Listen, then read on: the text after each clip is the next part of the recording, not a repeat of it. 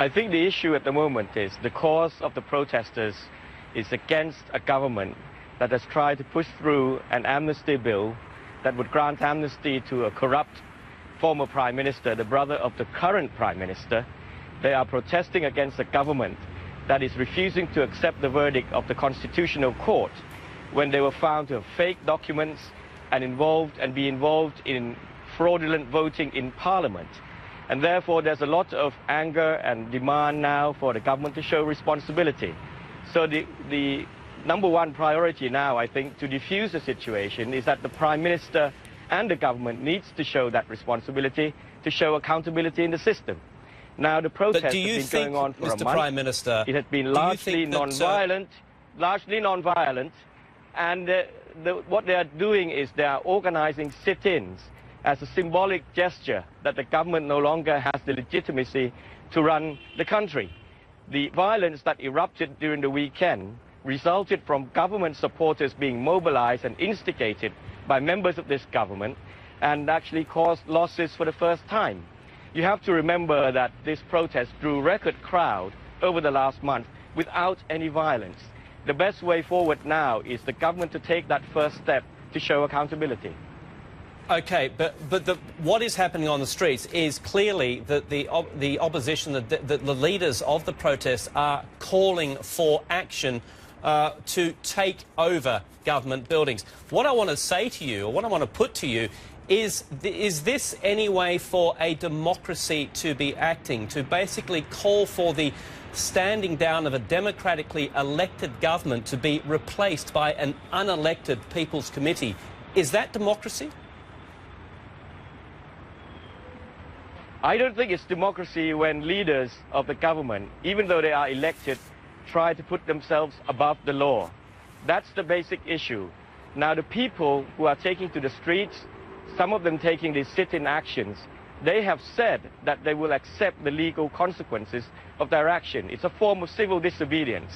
And unlike 2010, these protesters are unarmed. And they are willing to accept legal consequences, unlike the government and also the former Prime Minister, who have refused to accept the law.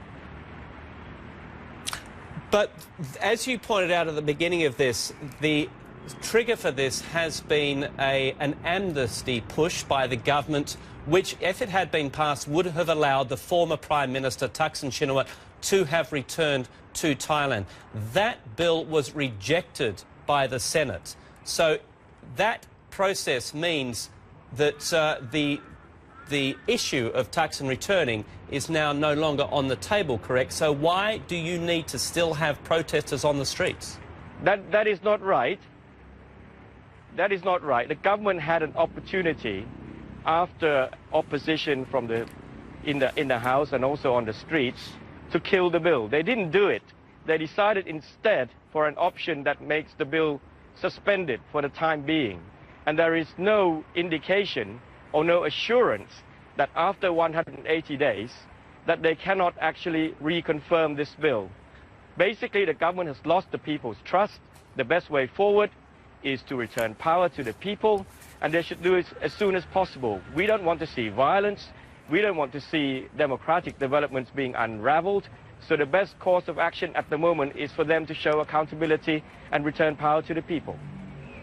You say that the government has lost the people's trust, when in fact, if there was an election, it is likely, according to many pollsters, that the current government leadership would be returned, because there is a lot of support for the government outside Bangkok. So if you are saying you represent the people, you are certainly not representing the majority of the people in Thailand, are you?